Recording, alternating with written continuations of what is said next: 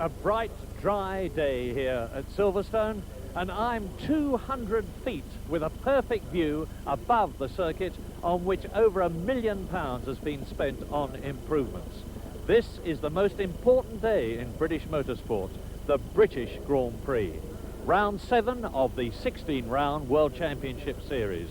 And here to see it, what must surely be a record crowd of well over 100,000 people, here to see what they confidently expect to be an absolutely superb event.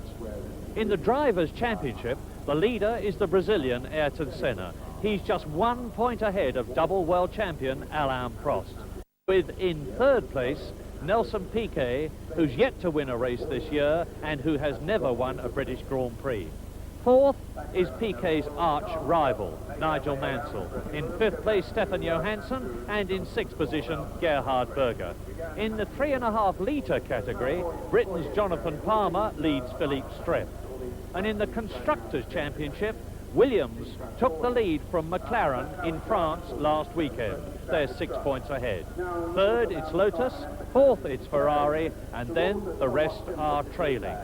So it's 65 laps, nearly 200 miles, and it's going to be a truly thrilling event.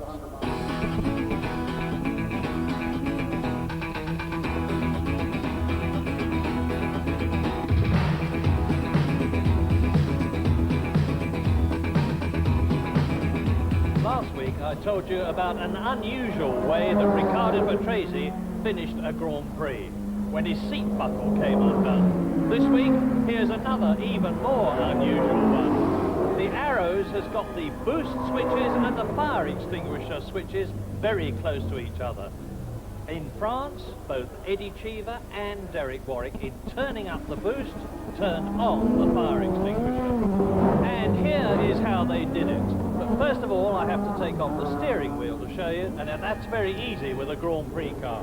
There is the boost knob. Here is the fire extinguisher switch. Reach down with all the G-forces and the stress of the moment to turn up the boost, and it's very easy to knock on the fire extinguisher. And that means a lot of cold gas around their backsides and the end of the race.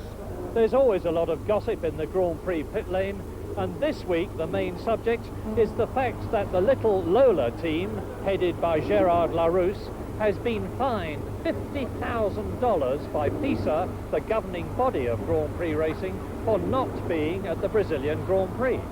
Yes, I'm a little bit bitter because it's our first year in Formula One, and of course we decided to come in Formula One in November.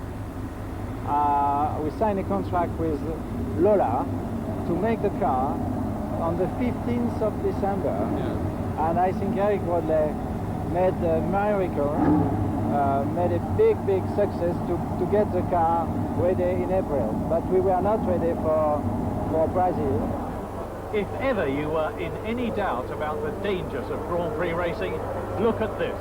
This is the front wing of Ayrton Senna's Lotus. He's driving along at terrific speed behind Nigel Mansell's Williams when this piece of metal flies up and kajoom, straight into the wing. It might have been Senna's head. Now, Senna immediately told Peter Waugh, the Lotus team manager, on the car radio, and Waugh told Patrick Head, the Williams designer. Afterwards, when Patrick Head saw the piece of metal, he said, "Sorry, it's not ours." In pole position on the grid, it's Nelson Piquet for the first time this year. Nigel Mansell is alongside him, and he's been on the front row for every Grand Prix in 1987. Ayrton Senna is in third place. Alain Prost is fourth, and then the two Benettons of Thierry Boutsen and Teo Fabi. Following them, the two Scarlet Ferraris, Michele Alboreto and Gerhard Berger. 9th is De Cesaris, 10th is Johansson, 11th is Patrese, 12th is Nakajima, and Derek Warwick is in 13th place. Martin Brundle is 17th, and Jonathan Palmer 23rd, out of 25 starters, because Pier Carlo Ginzani has been excluded because of a rules infringement in practice.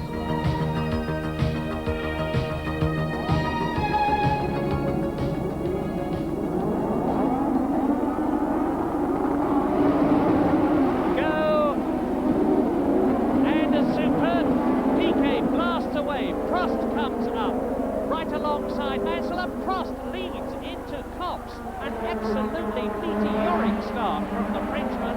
That is something that we're not used to seeing. The Williams Hondas usually get away very quick, but already Prost has lost the lead.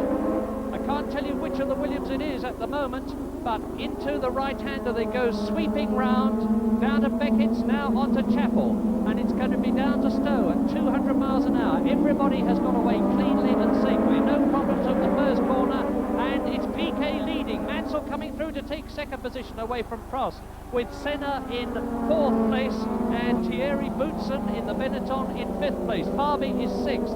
The lead Ferrari of Alboreto is seventh. Already the positions are changing, and Piquet is starting to pull away a little from Nigel Mansell. I suspect the boost has been turned up on this opening lap to enable them to get the power to get away.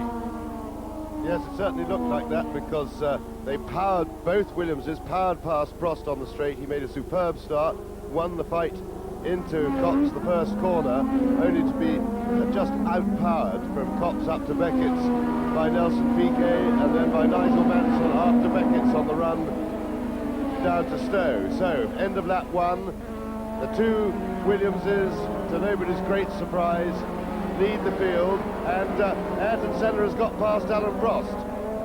So Senna moves into third place. So it's Honda engines, they've got the power. Have they got the fuel economy? They certainly have had in the past, because Piquet is setting a searing pace and Mansell is determined not to lose sight of him. So it's Piquet on lap two, Mansell second, Senna in third position, then Prost, and one of the Ferraris is up behind Thierry Boutsen in fifth position. He has got ahead of Teo Farby, and it is Alboreto who's coming through the field. The Ferrari's going notably better as Farby goes round the right-hander at Stowe there than they have been in the recent past. The little alterations that are being made race by race are benefiting them, and Piquet, coming up to complete 2 laps out of 65, is going to lead across the line with Mansell second, and they're both pulling away. Williamses have really built up a very, very big lead for 2 laps. So, coming back to the start, action replay of the start. Now you see Prost on our side of the grid in third place now. He got the power down, but he saw the wheel spin, the tire smoke coming off Mansell's car, and Prost fighting his way past on the outside. And he had to leave his braking very late to get in front of Nelson Piquet. But then, as you see them go through the corner, you'll see Piquet just power past Prost out of the corner. And there you see the power of the Honda engine as Piquet just blasts past Prost on sheer power. And out of the race already, René Arnoux on the Ligier, and this is lap 4. So there is the first retirement as Senna, Prost and Alboreto, third, fourth and fifth, go through the new corner, followed by the Benetton of Boutsen, sixth. Prost is beginning to look fairly impatient with Ayrton Senna, and he's gone for the inside. That is Capelli in the March, the 3.5 litre normally aspirated March, and we just hope, and he's putting a lot of oil down onto the track. Let's hope he's not putting it on the racing line. So the lead has just gone through, and Prost did it. He made it past Ayrton Senna at Copse corner.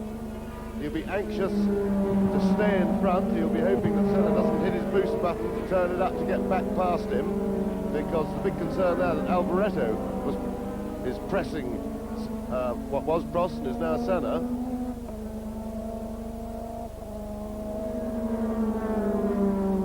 And Prost, the important thing now is to be able to see if Prost can at least contain the way the Williams cars are pulling away. The gap is some 5 seconds from Mansell to Prost.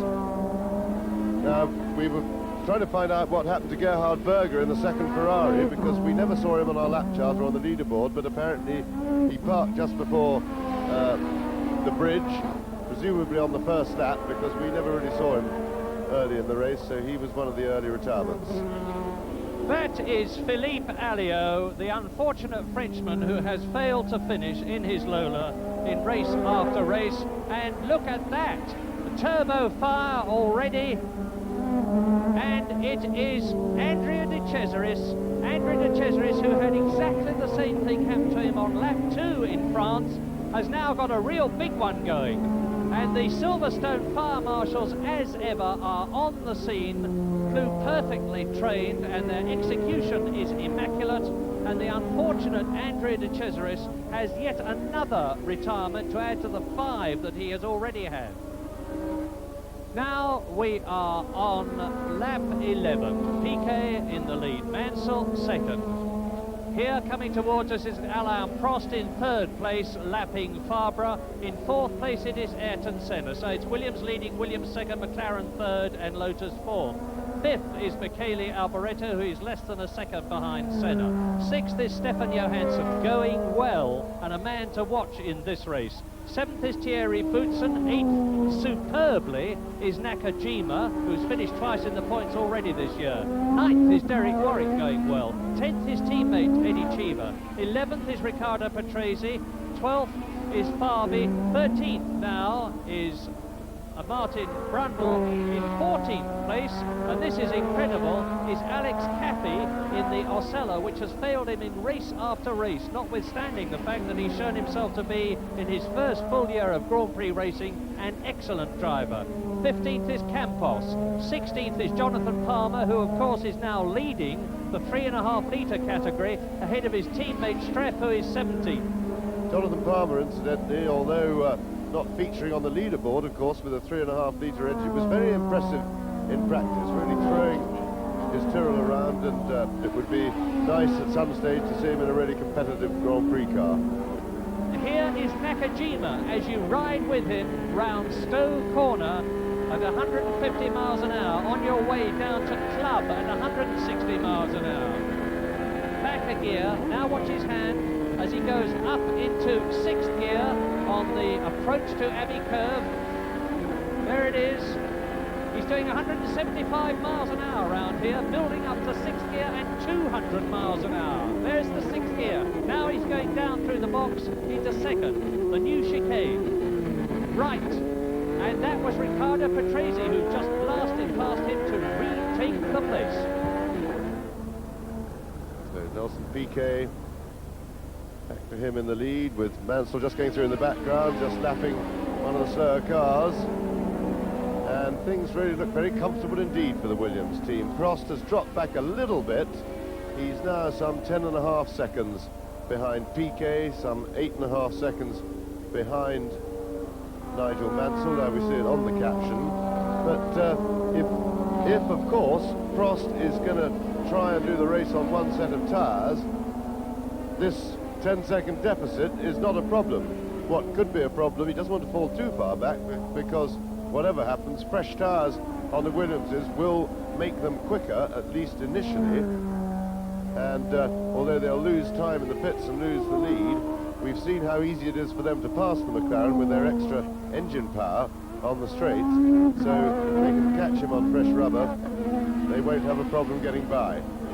I have told you many times about the car-to-pit radio contact. The reason we now know that the Williams mechanics are waiting down there is that Mansell has radioed in, and that is Johansson. Johansson out of the British Grand Prix, and with that excitement, I will tell you also, Johansson was in 6th place, that Mansell has radioed in to say that he has a slight vibration, and the hypothesis is that a new set of tyres may fix it. Well, traditionally you get new tyres at a bit under half distance. Half distance here today is 32.5 laps. They are now on lap 20, so we could reasonably expect any of the cars to come in for tyres at any time. And now Patrese is in the points in 6th position. Lap 20. Piquet leads, Mansell 2nd, Prost 3rd, Senna 4th, Alboreto is 5th, Patrese is 6th, Nakajima is 1 place out of the points in 7th position.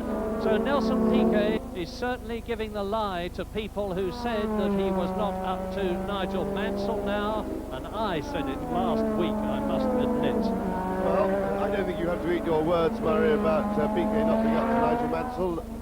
The huge wave of criticism of Piquet's driving and the speculation about his motivation has had the desired effect. And the fact of the matter is he's driving better and has pulled his finger out. Alain Prost is coming into the pits in third position to have his tyre stop at the end of as he's on his 30th lap. Stop.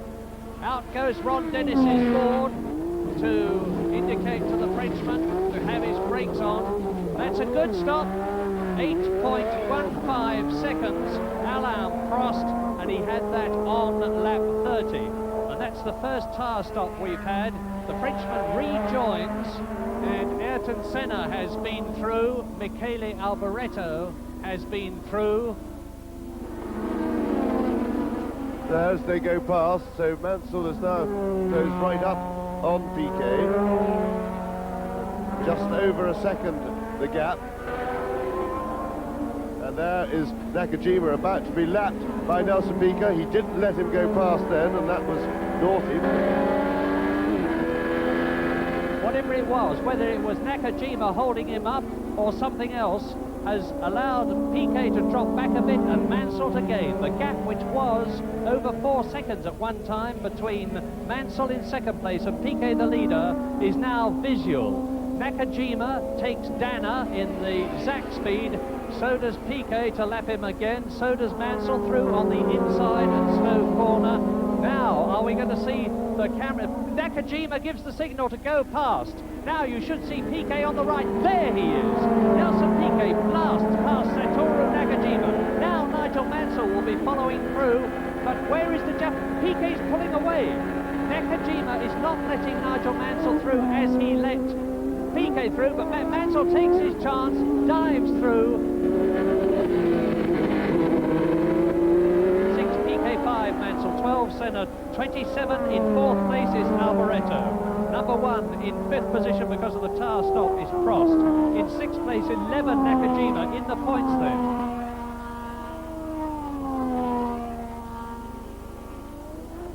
And there is Cafe out. And Senna is some 7 seconds or so ahead of Alain Prost, who has had his tyre stop in 4th position. That should put him in good stead if the others in front of him have to stop. Mansell. Now, I keep on watching Mansell to see if he's in. He's coming in. Nigel Mansell is coming in at the end of the 35th lap to change tyres. And it's going to be critical, his time compared with that of Nelson Piquet, if the Brazilian subsequently decides to stop for tyres. Prost's stop was 8.1 seconds. He's the main contender who's been in. The front's on very quickly indeed. And it's just under 10 seconds for Nigel Mansell. Call it 9.5 in round figures. And that was lap 35. So Prost came in on lap 30, Mansell came in on lap 35, Nelson Piquet leading. Mansell has made his stop and got away in 2nd place without losing that position. There is the Ferrari pit, all ready to bring Alboreto in for his tyre change.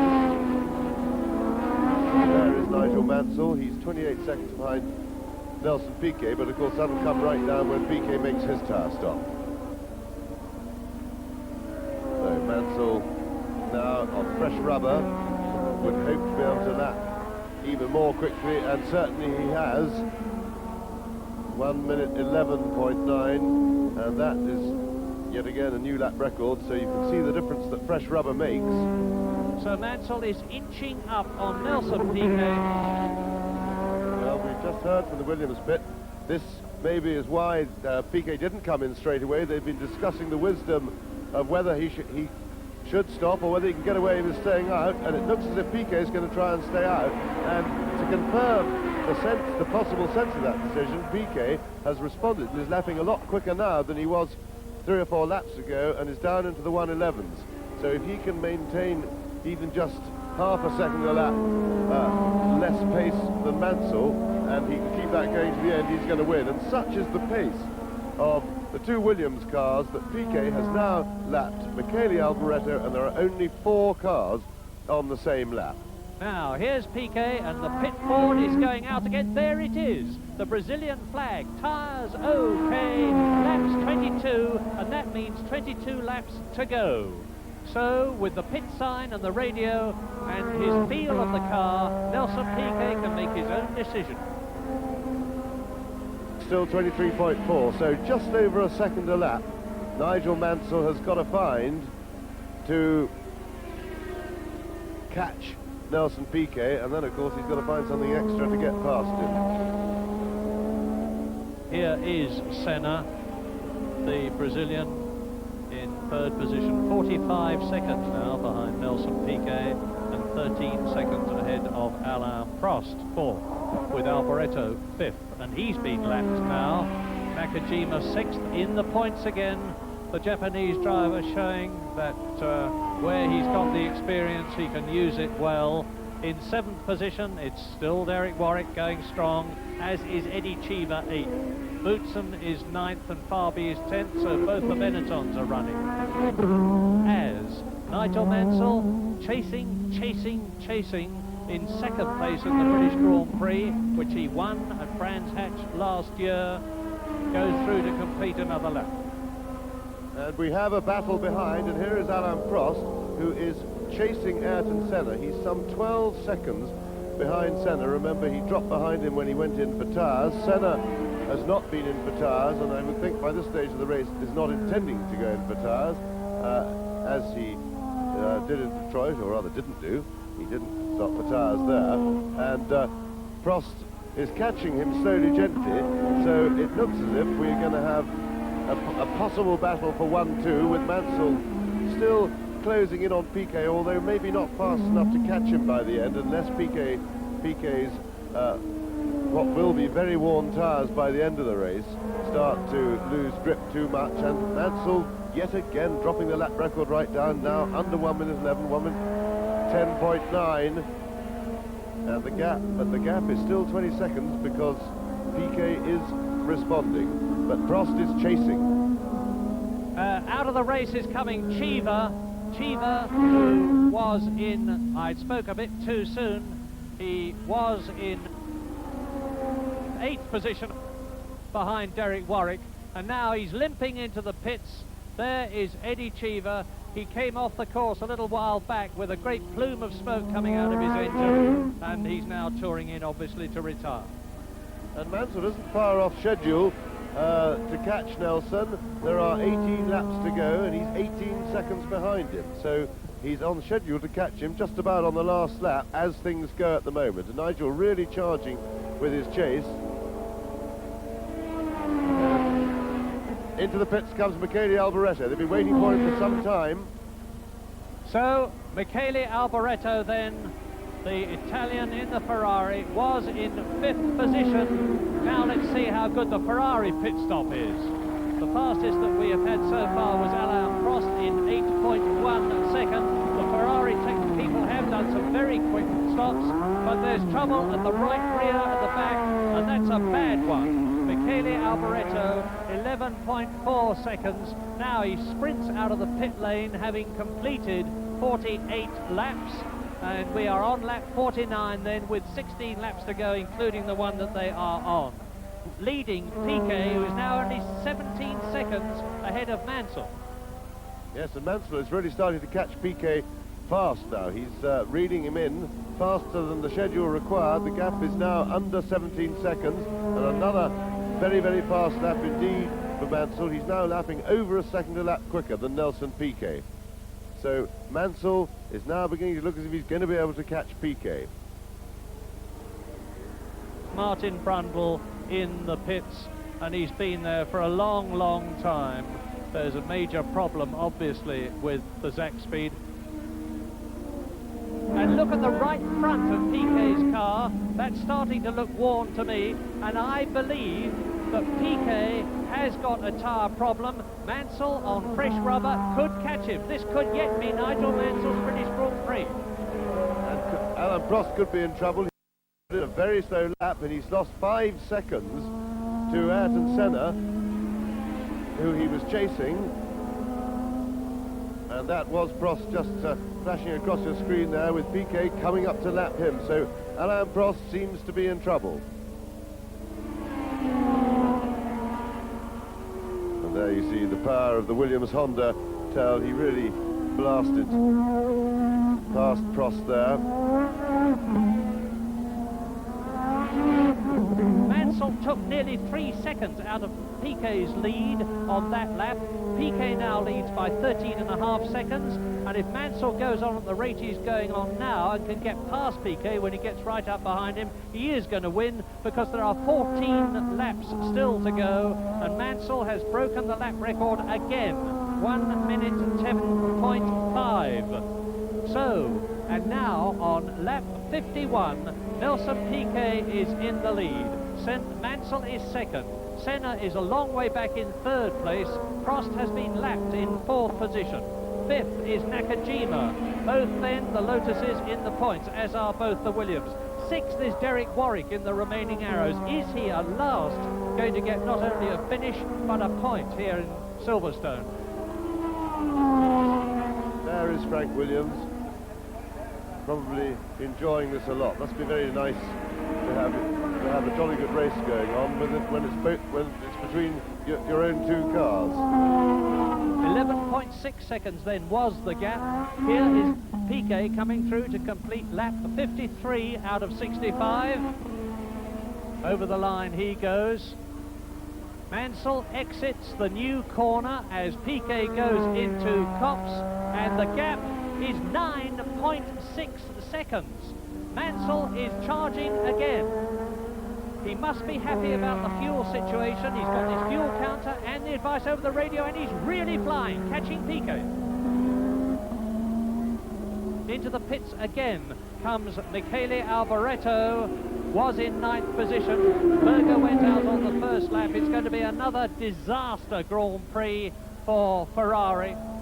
Lap record Mansell 1:09.9. How the speed has gone up from about 148, and the lap record has come tumbling down. 1 minute 10.9, 10.7, 10.5, 10.4, and now 9.9. And the man who's doing it is Nigel Mansell.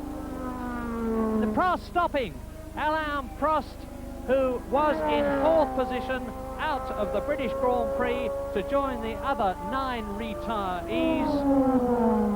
And that means to say that with Prost out of the running, up to 4th place comes the incredible Nakajima behind his teammate Ayrton Senna. To 5th comes Warwick, to 6th comes Farby, to 7th will come Boutsen, because Alboreto is dropping back all the time and I think is effectively out of the race. I've got Piquet over the line. There he goes. Now I see Mansell approaching it, and you'll see him come out of the corner in a moment, and the gap is 6.4 seconds. Well, with all this excitement going on up front, let us not forget the race for the normally aspirated cars going on behind. And whilst Palmer and Streff and the two Tyrrells were battling for the lead of that for most of this race, it's now been resolved pretty much, or at this stage anyway, in Palmer's favour, because he's got past Streff, and Streff's engine has become very rough and he's dropped a long, long way back. So Piquet now fighting his way through the traffic. This, of course, is a potential problem for him and, of course, for Mansell. They're racing hard, but they've still got to be careful around the slower cars. They can't afford to throw it away. And you see now Mansell has Piquet in his sights. He can now see Nelson Piquet, and that will give him that extra little boost as he... and there we are, there's the fan club for Nige. Go, go, go. And the gap between Piquet and Mansell now is 3.9 seconds. It's less. Look. Savour this. This is a great British Grand Prix. Fabulous stuff. But remember, you've still got to get past Piquet. He's got to catch him. If Piquet's been wily and kept a little bit of extra fuel in there, he can turn his boost up, and that could make him very difficult to pass. Two Lotuses are causing a lot of trouble for Nigel there. So, and there is the view from Nakajima. He lets him go, but he's still got Senna to deal with. And we we know there's little love lost, and Senna won't make things easy for Mansell, but it looks like Mansell's got the power and the straight line speed just to blast past him. And in fact, Senna was very polite indeed, kept over to the right-hand side of the track and let Nigel go. So the battle is on. And such is the speed of the Williams that when they passed Ayrton Senna then, they have now lapped the entire field. So the Williams team is going from strength to strength and absolutely dominant in Grand Prix racing on the faster circuits at the moment. They showed that in France a week ago, and they've showed it even more emphatically here at Silverstone. Lap 62, less than a second. Yes, Frank Williams there, and Greg Norman. Greg, of course, pitching for his friend and fellow golfer Nigel Mansell, number 5. There he is. It's certainly less than 0.8 of a second now as they go down the Hanger Straight. And Mansell is now going to harry Nelson Piquet with 3 laps to go, including the one that they are on, to find his opportunity to surge past. And if he does, it will be to win his 3rd successive Grand Prix in Britain. The European in 85, the British in 86, and the British in 87. If that happens, and look at the crowd. They're willing Nigel Mansell on. If willpower was horsepower, Nigel Mansell would have at least another 100 as he comes through now to complete lap 62. Now he is with Piquet. This is now where Nelson Piquet will have to call on all his experience. Mansell, as we say, with superior grip, there's nothing Piquet can do about that, but if he saved up a little bit of fuel, he's still the man in front, and that is the dominant position, but Mansell is really on a high, and the crowd, of course, you can see them waving and cheering in the background, and that is definitely worth something. Just that little bit of atmosphere puts you on a bit of an extra high, a bit of an extra charge, and this is where Mansell will be looking to challenge. Piquet will hold the inside line.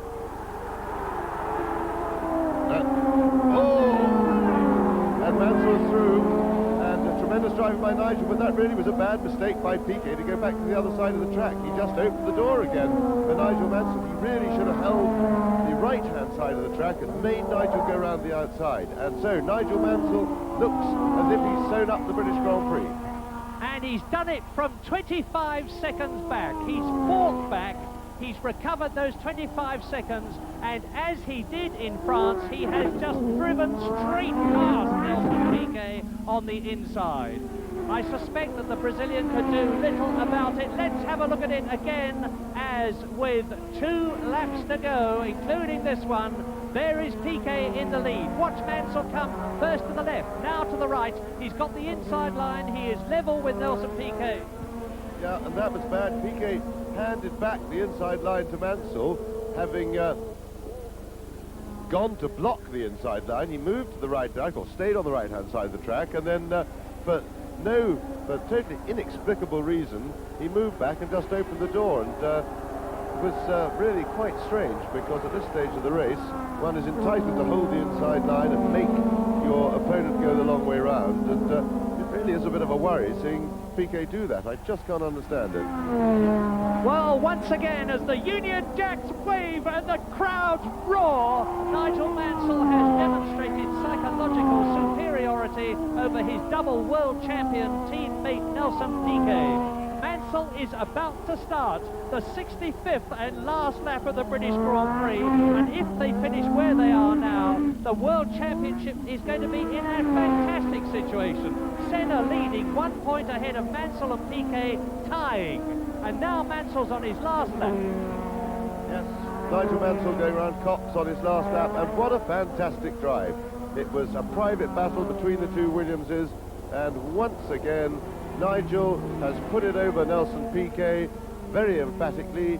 He did the pit stop. They both they gambled on quite different tactics, of course. Nelson trying to go through the race without a tyre change, but the storming drive that Nigel put in after his pit stop, just pulverising the lap record, lapping over a second quicker than anybody else on the circuit, was tremendous entertainment to watch, and really showed the grit and determination and skill, of course, of Nigel Mansell, and the crowd loved it. Wonderful atmosphere here at Silverstone. Look at that crowd just waving him home, and now he can almost coast to the line. Just one more corner to go. To win his third successive Grand Prix in Britain. It's just the left, the right, and now Nigel Mansell, winning the British Grand Prix for the second year in succession, can see the checkered flag. Out he goes. Mansell has won the British Grand Prix. Nelson Piquet finishes in second place, and it is going to have been a superb British Grand Prix for Britain, because with Senna finishing in third place, lapped, fourth Nakajima, Derek Warwick is going to be fifth in the Arrows, ahead of sixth position Theo Fabi, and Jonathan Palmer looks like winning the 3.5 litre category for Tyrrell in eighth position. But that is the man of the race. And the British crowd break ranks. They're marvellous at this, and they will go back to their positions after this race and before the next one, and I can think of no other crowd in the world that would do that. The British enthusiasm for Grand Prix racing has never shown more. Nigel is not going to be allowed to get back to his pit. Amazing. But remember Nelson Piquet, he drove magnificently. Victory has been snatched from his hands yet again. He is at the end of the lap, and yet another second place for Nelson Piquet. It is his fifth of the year. Well, how about that then? A truly great British Grand Prix to remember and savour for years to come. And the two men who thrilled and captivated us all, Nigel Mansell and Nelson Piquet, are now jointly second in the Drivers' Championship, just 1 point behind the leader, Ayrton Senna. And in spite of the fact that Alain Prost is now fourth, he is still very much in contention for his third successive World Championship. With a maximum 15 points from their first and second places for the second Grand Prix in succession, Williams have now extended their lead in the Constructors' Championship over McLaren in second place by 21 points. Lotus are still third, and Ferrari are trailing fourth. And after his colossal effort, it was an elated but tired Nigel Mansell who talked to Barry Gill. In the beginning of the race I had a vibration. I think one of the wheel weights came off. Even on full tanks, I think Nelson did a better job setting his car up. His car was definitely quicker on heavy fuel load. But as the race progressed and I made my pit stop, my car then picked up grip, and then I was a bit quicker down the straights. You must have worried about making that pit stop, because when you came out you were 25 seconds behind a man who was going extremely well. Yeah, I mean, it's really incredible. I mean, all credit to the pit crew, they got me out as quick as possible. But I would have tried to go the whole distance if I hadn't had this vibration, but we decided to pit early rather than late, and in doing so I just managed to catch Nelson at the end. Well, you say just managed. You gave us one of the most exciting chases we've ever seen, and James Hunt said in the commentary you were driving with crowd power as well as horsepower. Did you know what the crowd was doing? I'll tell you that's true, because as soon as I knew I was catching Nelson, the crowd all around the circuit, I think for the last 15 laps, I mean, they were waving to me on all the corners, down the straights. I mean, it was willing me on. I mean, it helped tremendously. I mean, I've got to thank them for the win, because it definitely put 5 seconds in my pocket. Well, it's getting better all the time, isn't it? And after two superb races, the French Grand Prix last weekend and the British Grand Prix this weekend, the next one is the German Grand Prix at Hockenheim in 2 weeks' time.